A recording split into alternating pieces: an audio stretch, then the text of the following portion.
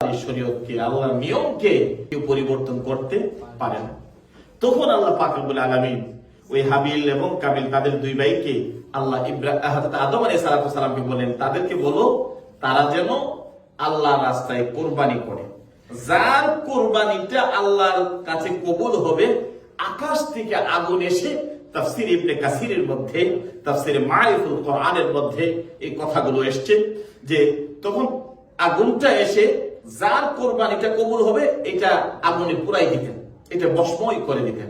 আর যারটা কবুল হবে না তারটা যেভাবে আপনি নিয়ে এক জায়গায় দিতেন এটা ওইভাবেই পড়ে থাকে। আল্লাহ নবী হযরত আদম আলাইহিস সালাম বললেন, ঠিক আছে, তোমরা যখন এই শরীয়ত মানো না, তোমরা দুজনে যাইয়া আমার দুই ছেলে যাইয়া কোরবানি করো। এই কোরবানি হযরতে হাবিল উনি পশুপালন করতেন, উনি চাইয়া একটা সুন্দর পশু দেখে সুন্দর চেয়ে এটাকে দিয়ে দিলেন। আর কাবিলে তার কৃষিকাজের কিছু জিনিস নিয়ে দুই ভাইয়ের দুই জায়গার মধ্যে রেখে দিলেন।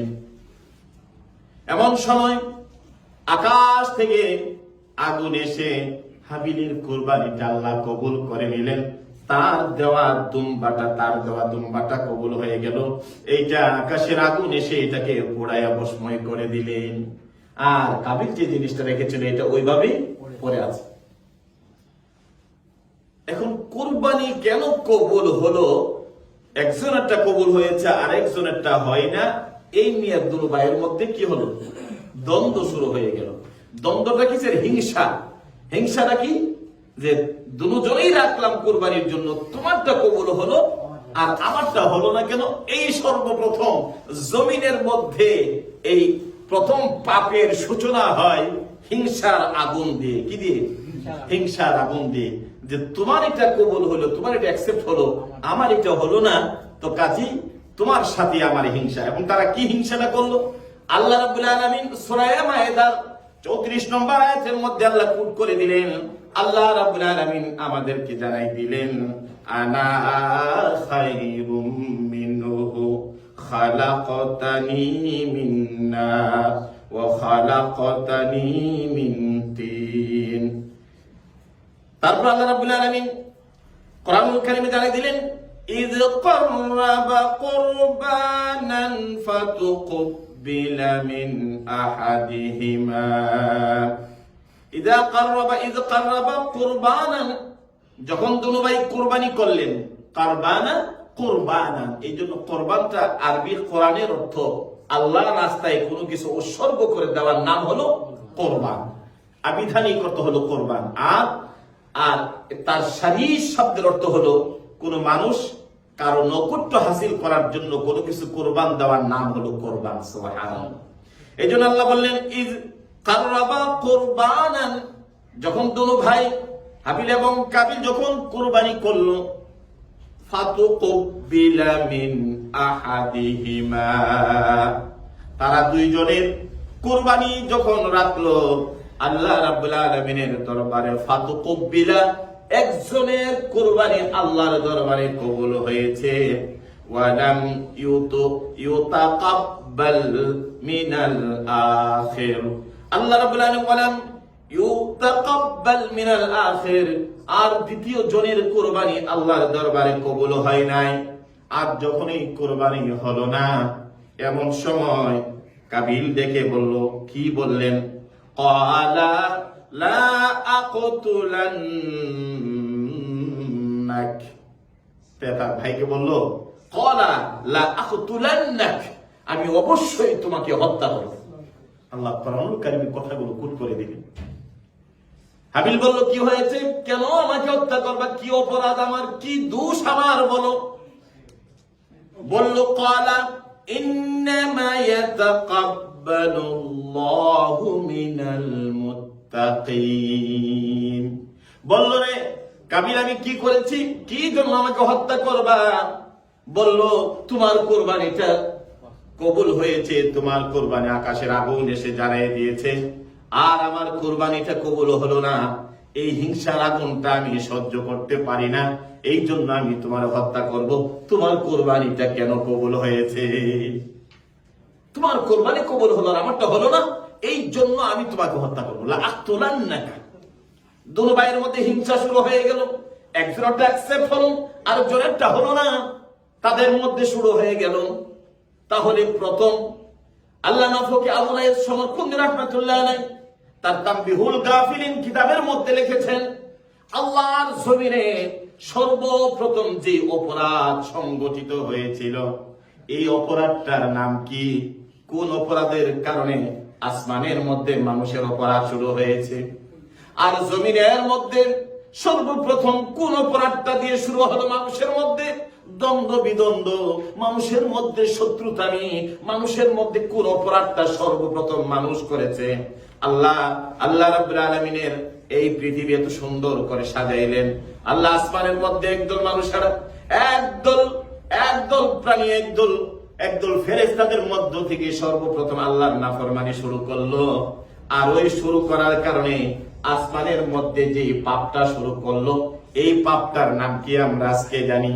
আর জমিনের মধ্যে সর্বপ্রথম যে পাপ শুরু করলো, এই পাপটা কি? এই দুটোটা পাপই একই পাপ দিয়ে শুরু করেছে। আসমানের পাপ হলো আল্লাহ রাব্বুল আলামিন যখন আসমানের মধ্যে আল্লাহ রাব্বুল আলামিন ফেরেশতাদেরকে সৃষ্টি করলেন, বানানোর পরে এবার তাদের সাথে আল্লাহ রাব্বুল আলামিন একটা মিটিং করলেন। আমি জমিনের মধ্যে মানুষ বানাতে চাই, আমরা জমিনের মধ্যে আমার বান্দা পৃথিবীর মধ্যে আমি প্রেরণ করতে চাই। ফেরেশতারা বলল, আল্লাহ আমরা দিন রাত তোমার ইবাদত করি, তোমার বন্দেগী করি, তোমাকে ডাকি, রাব্বুল আলামিন তুমি কেন আবার মানব জাতি সৃষ্টি করবা? আল্লাহ বলে, ইন্নী আ'লামু মা লা তা'লামুন, আমি যা জানি তোমরা তা জানো না।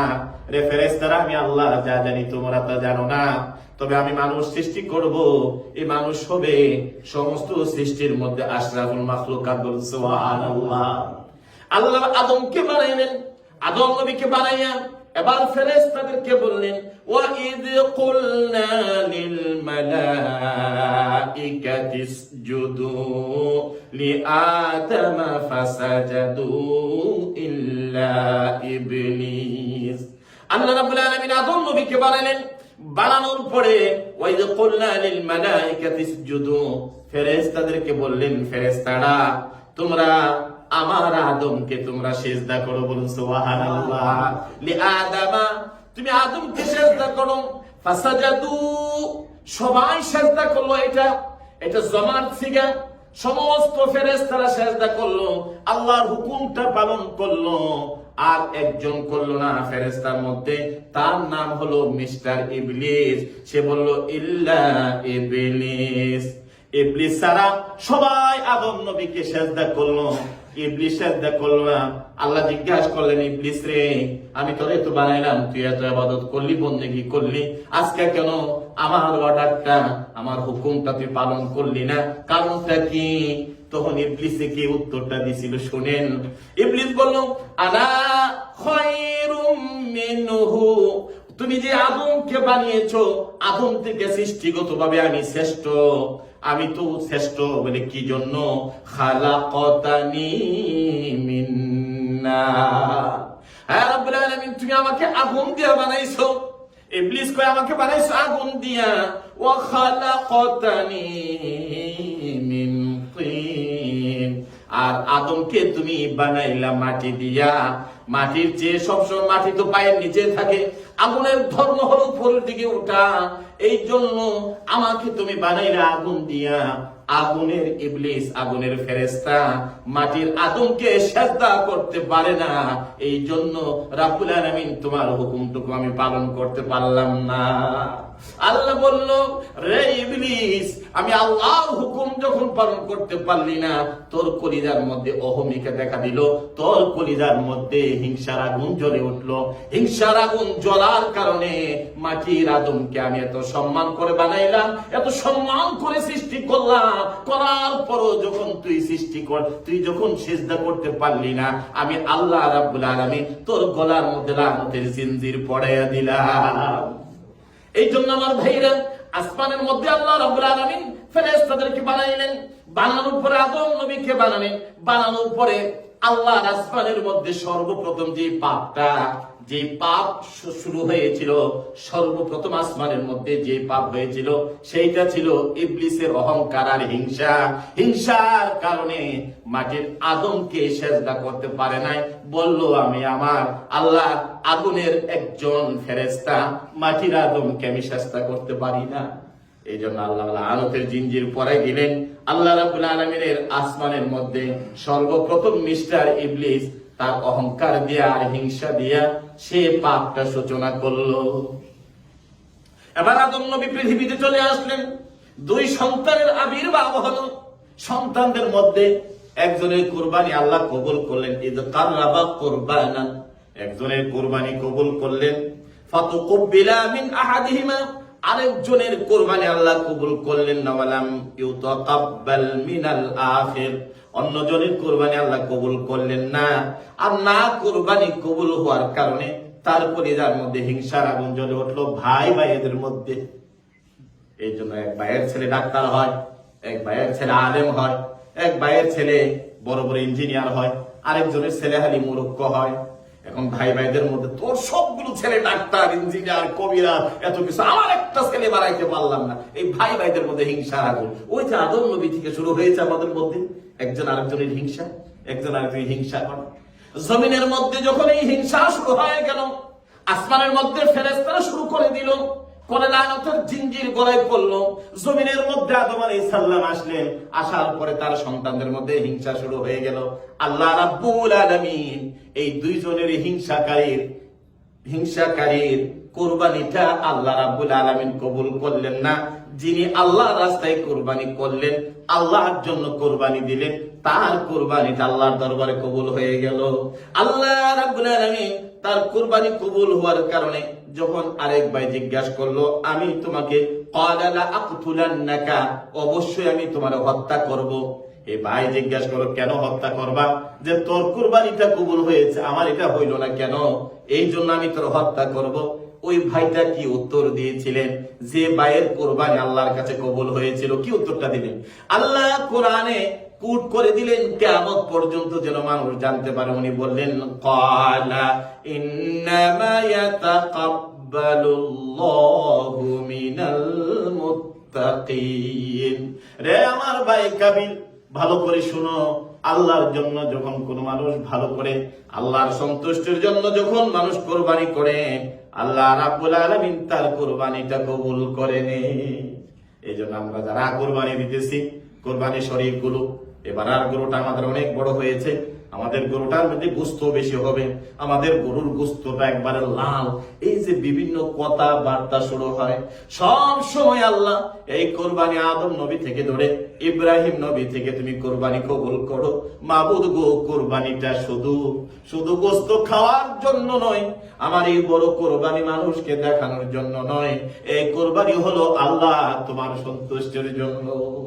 আল্লাহ নবী বলেন যারা আল্লাহ সন্তুষ্টির জন্য কোরবানি গরু দিবেন, হাসরের দিন এই কোরবানির পশু আপনাকে বাহন বানিয়ে আল্লাহর জান্নাতে নিয়ে যাবে। এই জন্য আমার ভাইরা, পশুটা ছোট হোক, পশুটা বড় হোক, এই কোরবানিটা যেন আল্লাহর জন্য হয়, আল্লাহর সন্তুষ্টির জন্য হয়। যদি তুমি দিতে পারো আল্লাহর কাছে, তোমার এই কোরবানি আল্লাহর দরবারে কবুল হবে। আর যদি ওইভাবে যদি তুমি কোরবানি না দিতে পারো, হিংসার আগুন যদি কলিজার মধ্যে জ্বলতে থাকে, আল্লাহর দরবারে তোমার কোনো কোরবানি কবুল হবে না। এই জন্য আমার ভাইরা, এই কোরবানির ইতিহাস থেকে দুইটা জিনিস জেনেছেন। এক নাম্বার হলো আসমানের প্রথম অপরাধটা হিংসা দিয়া শুরু হলো। জমিনের মধ্যে আল্লাহ মায়া কইরা বড় ইজ্জত দিয়া মানুষ সৃষ্টি করলেন। এই মানুষের মধ্যে আদম আলাইহিস সালাম সন্তানদের মধ্যে হিংসার আগুন জ্বলা শুরু হলো। একজন আরেকজনকে হিংসা করে শেষ পর্যন্ত কাবিল তার হাবিল ভাইকে তার কোরবানি কবুল হওয়ার কারণে হিংসার আগুনটা কলিজার মধ্যে নিভাইতে পারলেন না। এই জন্য ভাই ভাইকে হত্যা করে ফেললেন। শয়তানের প্রবঞ্চনায় পড়ে পৃথিবীতে অপরাধ শুরু হলো হিংসা দিয়া। জমিনে আসমানে যেমন শুরু হয়েছিল হিংসা দিয়ে, জমিনে এসো সেই হিংসা দিয়ে আমাদের প্রথম পাপের সূচনা হয়েছে। জমিনের মধ্যে হিংসা আর আসমানের মধ্যে এই হিংসা, এই দুই জিনিস দিয়া আসমানের অপরাধ শুরু, আর জমিনের অপরাধ শুরু হিংসারে। এই হিংসার কারণে কাবিল তার ভাইকে হত্যা করে ফেললেন। হত্যা করার পরে 40 বছর পর্যন্ত ভাইয়ের লাশ মাথায় নিয়ে ঘুরতেছে। কোথায় মাটি দিবে, কিভাবে দিবে সেটা জানে না। এই অপরাধ পৃথিবীতে প্রথম ভাই ভাইকে হত্যা করা। তাহলে কি লাশ পচে না? বলেন না। আমার আল্লাহ রাব্বুল আলামিন কাবিলের শাস্তি হিসাবে হাবিলকে আল্লাহর দরবারে ওইভাবে রেখে দিলেন। মাথায় লাশ নিয়ে নিয়ে ঘুরে, কোথায় যাব, কিভাবে মাটি দেব কিছুই জানে না।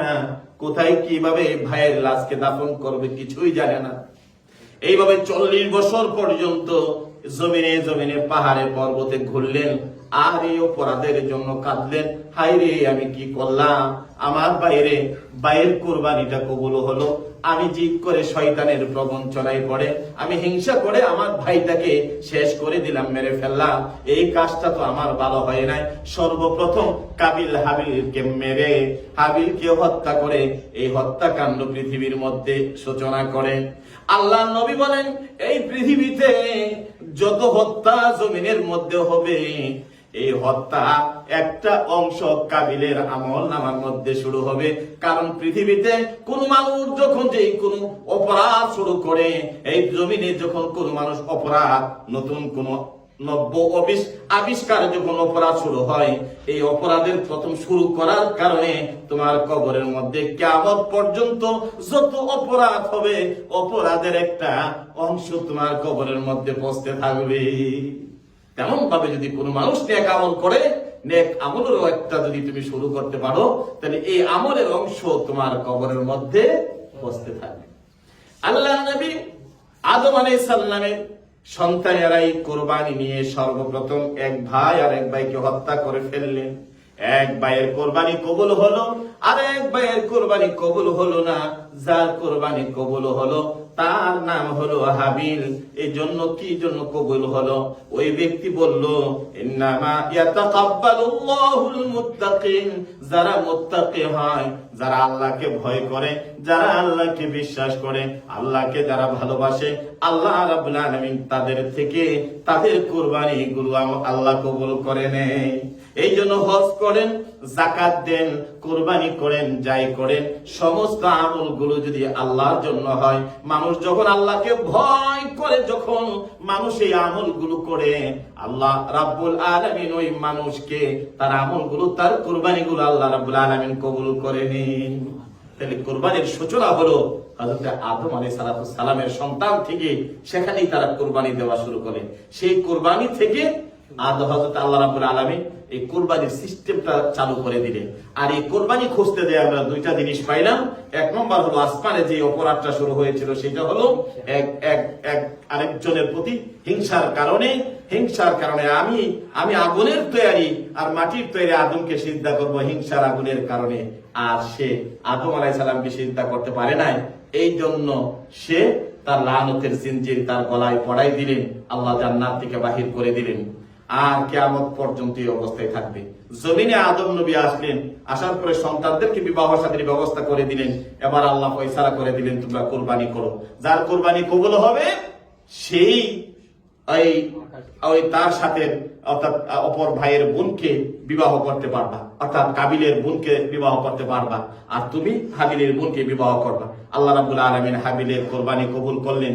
নিয়ম অনুযায়ী দুনো ভাইয়ে কাদাকাদি গলাগলি করে, আল্লাহ তুমি কি আমল করেছো যে আমলের জন্য আজকে তোমার কোরবানিকে আকাশ থেকে আগুনে পুরাই দিছে? আল্লাহ আরো তওবা করা দরকার ছিল। সে এটা না করে ভাইয়ের বিরুদ্ধে দাঁড়াই গেল, মিছিল শুরু করলো, হিংসায় জ্বলা শুরু করলো। আমার কোরবানি কবুল হলো না, তোমার এটা হইলো, আর এই জন্য লাআকতুলান্নাকা, আমি তোমার অবশ্যই হত্যা করবো। শেষ পর্যন্ত এই হত্যার সূচনা সর্বপ্রথম ওই আদম আলাইহিস সালামের সন্তানেরা আজকে ভাই ভাইকে মেরে ফেলেন। আজকে সমাজের মধ্যে মানুষ মানুষকে হত্যা করা হয়। এই হত্যার সূচনা সেখান থেকে শুরু হয়েছিল। আল্লাহ পাক সেই শাস্তি হিসাবে 40 বছর পর্যন্ত ঘুরছেন। তারপরে আল্লাহ রাব্বুল আলামিন সূরা আরাফে বলছেন, তখন আল্লাহ হঠাৎ করে একদিন, আর কতদিন ঘুরবে, শাস্তি তো হয়েছে। তখন এবার হঠাৎ করে দেখে যে বাইরে লাশ রাখছে, আর একটা কাক আইসা আর একটা কাককে ঠুকুর মেরে ফেললো। তখন মারার পরে কাকটা ঘুরতেছে, তো বালুময় প্রান্ত। তখন ওই কাকটা কি করলো, তার ঠোঁট দিয়া সরাইয়া বালুগুলো অনেকটা দূর সরাইয়ে ফেললেন। সরাইয়া তারপরে ওই মরা ভাইটা যে মারলো এক কাক, আরেক কাককে মারলো, ওই কাকটাকে দিয়া সে আবার ঠোঁট দিয়া, দেখে না কাকেরা সে চোখ বন্ধ করে কোনো কিছু রেখে দেয়, কাক মনে করে সেই দেখে অন্য কেউ দেখে না। তো সে কি করলো, একটা গর্তের মতো করে ওখানে তার মরা ভাই কাকটাকে রেখে দিলেন, দিয়া আবার বালি দিয়া সেটা পাও দিয়ে আশ্রাইয়া সুন্দর করে তাকে দাফন করে দিলেন। তখন কাবিলের মাথার মধ্যে জ্ঞান আসে, একটা কাকের জ্ঞান পর্যন্ত আমার নাই, আমিও তো আমার ভাইকে এরকম ভাবে মাটিতে গর্ত করে তাকে তো আমি কবরস্থ করতে পারি। ওই কাক থেকে সেই কাক শেষ পর্যন্ত ওই হাবিলকে শেষ পর্যন্ত মাটির মধ্যে কি করে কবরস্থ করে, তাকে একটা গর্ত করে সেই কবরের মধ্যে রেখে দেয়। এই হলো কবর দেওয়ার ইতিহাস, এই হলো কুরবানির প্রথম ইতিহাস। আল্লাহ রাব্বুল আলামিনের হাবিব বলেন, এই পৃথিবীতে যখন মানুষ হিংসা করে, একে অপরের প্রতি যখনই ভাই ভাইয়ের প্রতি হিংসা, সমাজের মধ্যে একজন আরেকজনের প্রতি হিংসা যখন চলতে থাকে, আল্লাহ রহমতের শান্তিটা আল্লাহ উঠে নেন। তারপরে আল্লাহ রাব্বুল আলামিন তিন ব্যক্তির দোয়া কবুল করেন না। এক নম্বর হলো যখন কোন মানুষ সুদ খায়, সুদখোরের দোয়া আল্লাহ কবুল করেন না। কোন মানুষ যখন মানুষের গীবত করে, গীবতকারীর দোয়া আল্লাহ রাব্বুল আলামিন কবুল করেন না। তিন নম্বরে যখন কোন মানুষ একজন আরেকজনের জন্য কলিজার মধ্যে হিংসা লালন করেন, ওই হিংসা লালনকারী ব্যক্তির দোয়া আল্লাহর দরবারে কবুল হয় না। সুদও খাইবেন, দোয়াও করবেন, মানুষের গীবতও করবেন, দোয়াও করবেন, মানুষের হিংসাও করবেন, দোয়াও করবেন, এই দোয়াগুলো আল্লাহ পাকের আরশ আজিম পর্যন্ত পৌঁছে না। আল্লাহ পর্যন্ত আমার দোয়া, আমার ইবাদত গুলো পৌঁছাইতে হলে আমার মনের ভিতরে কালিমাগুলো দূর করতে হবে, তাহলে আল্লাহর দরবারে কবুল হবে। আল্লাহর নবী হযরত আনাস রাদিয়াল্লাহু তাআলা আনহু বর্ণনায়, নবীজি একদিন মসজিদে নববীতে বসে আছেন। মসজিদে নববীতে বসা এমন সময় নবী আলোচনা করতেছেন, আপনারা যেমন চলে আসেন এইভাবে নবী আলোচনা করেন। এমন সময় আলোচনার মাঝখান দিয়ে নবী সাহাবীদের দিকে তাকায় বললেন, রে আমার সাহাবীরা, এখনই একজন আমার উম্মত মসজিদের মধ্যে ঢুকবেন, তার বাম হাতে জুতাগুলো ঝোলানো থাকবে, ওই লোকটা আল্লাহর জান্নাতি, বলুন সুবহানাল্লাহ। নবী বললেন সেই মানুষটা কি জান্নাতি। চলে গেলেন। দ্বিতীয় দিন মসজিদে নববীতে নামাজের আগে আল্লাহ নবী প্রায়ই আলোচনা করতেন, বিভিন্ন বিষয় নিয়ে কথা বলতেন, সাহাবীদের বিভিন্ন প্রশ্ন থাকতো। এবার আল্লাহ নবী যখন আলোচনা করছেন, এমন সময় আল্লাহ নবী বললেন, এখন একজন মানুষ মসজিদে নববীতে প্রবেশ করবে, যার হাতের মধ্যে জুতাগুলো ঝুলানো, ওই মানুষটা আমার ওই উম্মত আল্লাহর জান্নাতি। সুবহানাল্লাহ। সাহাবীরা চেয়ে দেখেন, গতকাল যে মানুষটা আল্লাহর ঘরে ঢুকেছিল, রাসূল যাকে জান্নাতি বলেছেন, আজকে ওই মানুষটাকে দেখলেন, সেই মানুষটাই আজকে ঢুকেছে, তার হাতের মধ্যে দুইটা জুতা। নবী বললেন, আসার আগে বলে দিলেন ওই মানুষটা জান্নাতি। এবার তৃতীয় দিন ওই দ্বিতীয় 2 দিনের মতোই আল্লাহ নবী বললেন, এখন আমার একজন সাহাবী আমার মসজিদে নববীতে প্রবেশ করবে, আমার ওই উম্মতটা জান্নাতি। 3 দিন বললেন, আলোচনা করে রাসূল চলে গেলেন। যাওয়ার পরে আল্লাহ নবীর সাহাবী আব্দুল্লাহ ইবনে আমর ইবনুল আস রাদিয়াল্লাহু তাআলা, আব্দুল্লাহ ইবনে আমর ইবনুল আস রাদিয়াল্লাহু তাআলা আনহু যে ব্যক্তিকে রাসূল জান্নাতি বলেছেন, তার কিনারায় চলে গেলেন। যা বলেন, ভাই, বলে কি, আমার আব্বার সাথে কথা কাটাকাটি হয়েছে, আমি মনে মনে নিয়ত করেছি 3 দিন পর্যন্ত আমি বাসায় যাব না, আমি আপনার সাথে মেহমানদারি করতে চাই, আমি মেহমানদারি থাকতে চাই, আপনি কি আমাকে কবুল করবেন? বলে, হ্যাঁ, অসুবিধা নাই, আপনি যদি থাকতে চান আমার সাথে থাকতে পারবেন। ওই সাহাবীর সাথে আব্দুল্লাহ ইবনে আমর ইবনে আস রাদিয়াল্লাহু তাআলা আনহু চলে গেলেন। যাইয়া সেখানে উনি ওনার সাথে থাকা শুরু করলেন।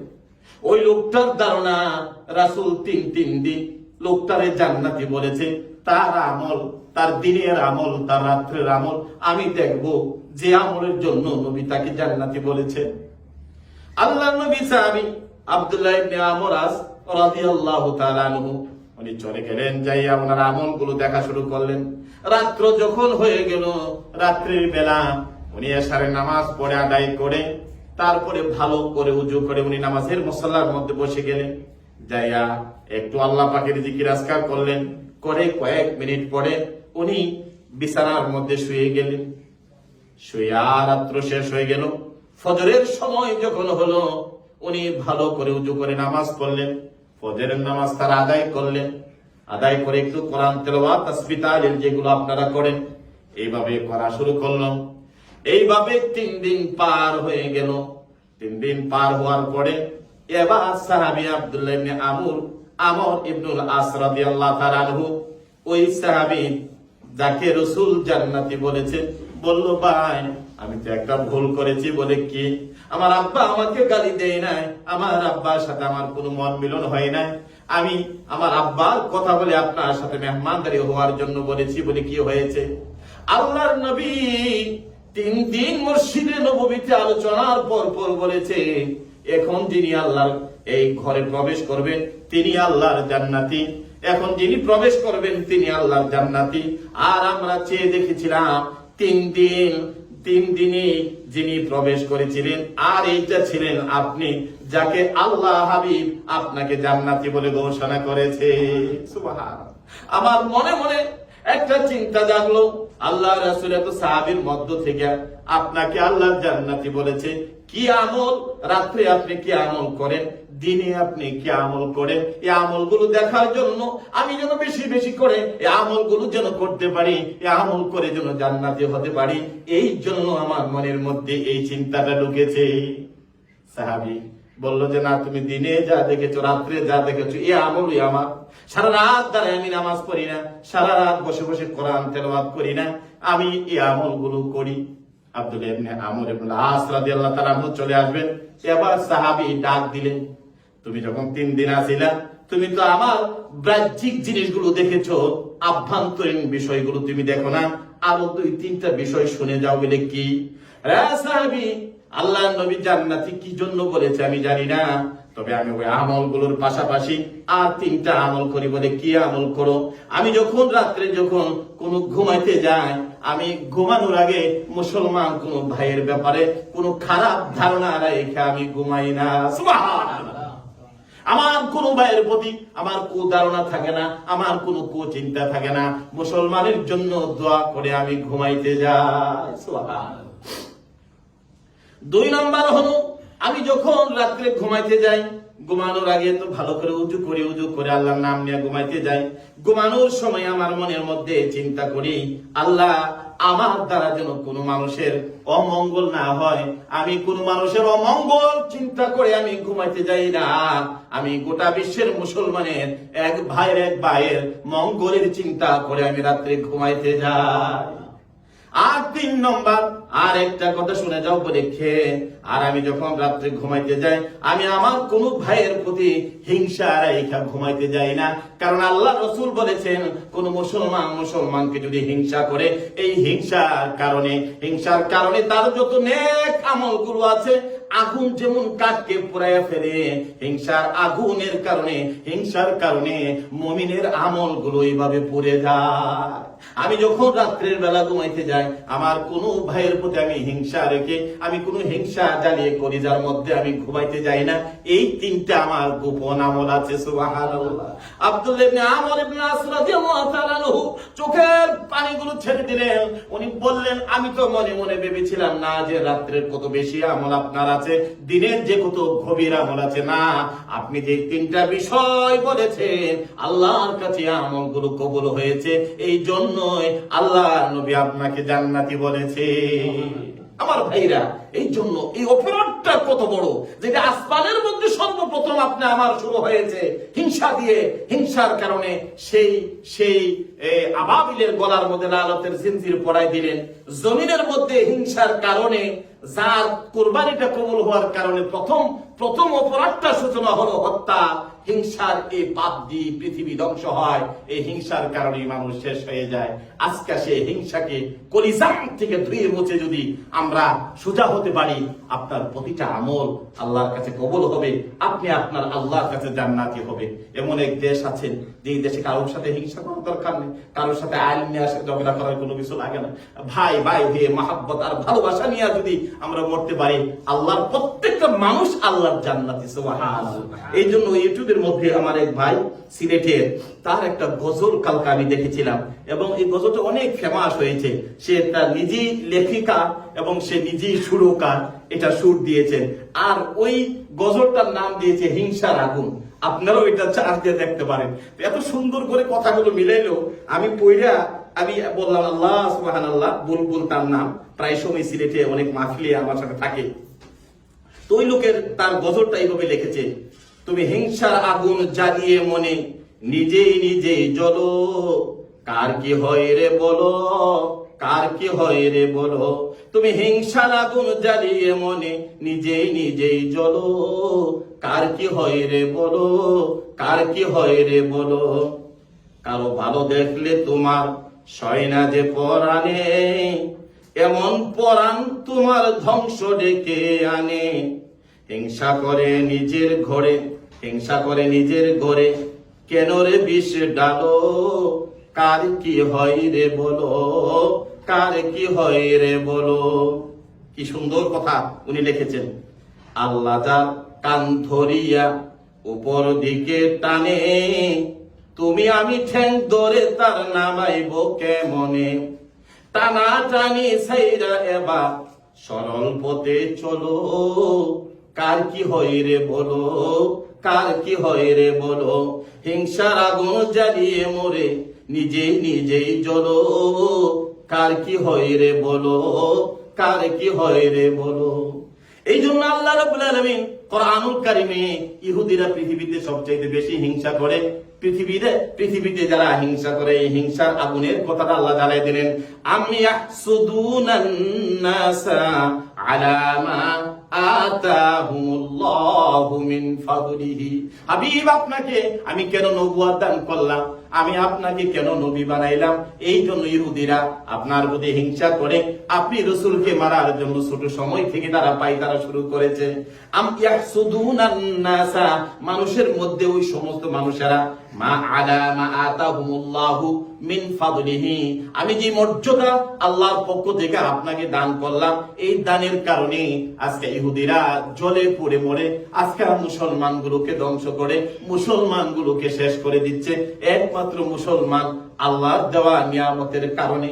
আল্লাহ নবীর সাথে গোটা জিন্দেগিটা ইহুদিরা হিংসা করেছে, এই জন্য হিংসার কারণে, আর কোনো কারণে নয়। আর এই আগুন যখন মুসলিম উম্মার মধ্যে যদি ঢুকাই দিতে পারে, এটা কোরআনিক ট্যাবলেটের চেয়ে আরো বেশি। এই ট্যাবলেট গুলো মানুষকে, এটা সবচাইতে বড় ধ্বংসের একটা রোগ। এই রোগ যদি মানুষের শরীরের মধ্যে ঢুকে যায়, ক্যান্সার যেমন মানুষকে খেয়ে ফেলে, মানুষের আমলগুলো সবগুলো ধ্বংস করে ফেলে। কিন্তু এই রোগটাই আজকে আমাদের ঘরে ঘরে, ভাই ভাইদের মধ্যে, বন্ধু বান্ধবের মধ্যে, ছেলে মেয়েদের মধ্যে। একজন তুমি যদি হিংসার কথা কো, তোমার ছেলে তো অটোমেটিক্যালি শিখবে। ভাই যদি হিংসার কথা আলোচনা করে, তো তোমার ছেলে মেয়ে তো এইভাবেই শিখবে। এক ভাই যাইয়া ভাই ভাইদের মধ্যে কত মহাব্বত। আল্লাহ নবী বলেন, এক ভাই যদি আরেক ভাইয়ের গোপনে যদি রাত্রির বেলা দোয়া করো, আল্লাহ আমার ভাইটাও অসহায় আছে, একটু অভাবে আছে, মেহেরবানি করে আমার ভাইটারে তুমি দয়া করে তার অভাবটা দূর করে দাও। আল্লাহ নবী বলেন, কোন ভাই ভাইয়ের জন্য দোয়া করতে দেরি হয়, আমার আল্লাহর কাছে দোয়াটা কবুল হইতে দোয়া দেরি হয় না। আজকে সমাজ পরিবর্তন হয়ে গেছে। এক ভাই আরেক ভাই, তার ছেলে ডাক্তার, খালি হিংসা করে, খালি হিংসা করে। তার ছেলে ডাক্তার হয়ে গেছে, তার ছেলে ইঞ্জিনিয়ার হয়ে গেছে, তার ছেলে জার্মান গেছে। কেন? আমি কি করলাম? আল্লাহর কাছে দোয়া করো, আল্লাহর কাছে চাও, আল্লাহ তোমার ছেলেরও ডাক্তার বানাই দিবে, তোমার ছেলেরও আল্লাহ রাব্বুল আলামিন ইঞ্জিনিয়ার বানাই দিবে। আল্লাহর কাছে চাইতে হবে। তোমার ভাইয়ের সাথে হিংসা কইরা তুমি কিছু করতে পারতা না, বরং নিজের ধ্বংস ছাড়া আর কিছুই হবে না। কাজী ভাই ভাইদের প্রতি মহাব্বত রাখেন, একে অপরের জন্য দোয়া করেন, এক মুসলমান আরেক মুসলমানের জন্য দোয়া করেন। এই দোয়া আপনি আমাদের জীবনকে আল্লাহ সুন্দর করে দিবে। বলছিলাম কোরবানির কথা, ওই কোরবানির ইতিহাস টেনে আজকে আপনাদেরকে অনেকগুলো কথা, কোরআনুল কারীমে এমন এক কোরআন, এক একটা অর্থ। এই জন্য আমার হুজুরে, আমার যিনি